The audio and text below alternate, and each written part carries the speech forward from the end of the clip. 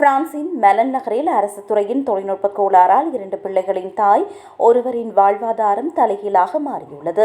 முறையாக கிடைக்க வேண்டிய உதவித்தொகை நிறுத்தப்பட்டதோடு 4300 யூரோ பணத்தை திருப்பி தருமாறு அவருக்கு கடிதம் அனுப்பப்பட்டது. குறித்த பெண் மாதம் 1400 யூரோ சம்பளம் பெறுகின்றார். ஆனால் அவரது குழந்தையை பார்த்துக் கொள்ளும் காப்பாளருக்கு செலவு மட்டும் 1700 யூரோவாகும்.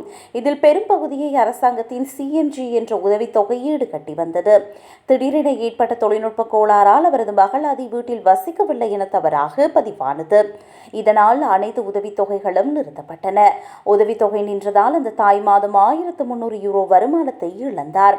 காப்பாளருக்கு சம்பளம் கொடுக்க உறவினர்களிடம் கடன் வாங்கியும் வங்கியில் இருந்து அதிகப்படியான தொகையை எடுத்தும் சமாளித்தார்.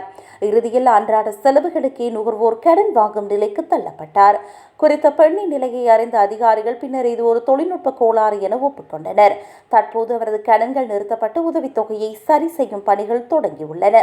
ஆய்வு அறிக்கைகளுக்கு அமைய 2022ஆம் ஆண்டில் மட்டும் பிரான்சில் இதுபோன்ற தவறுகளால் சுமார் 6 பில்லியன் யூரோ அளவிலான ஒவ்வொரு 5 பயனாளர்களில் இதுபோன்று ஒருவர் தவறான பண கோரிக்கைகளை எதிர்கொள்வதாக புள்ளி விவரங்கள் தெரிவிக்கின்றன. இதுபோன்ற சிக்கல்களில் இருந்து தப்பிக்க அரசாங்கத்திடமிருந்து வரும் மின்னஞ்சல்கள் மற்றும் ஆதாரங்களை சேமித்து வைக்குமாறு பொதுமக்களிடம் கேட்டுக் கொள்ளப்பட்டுள்ளது.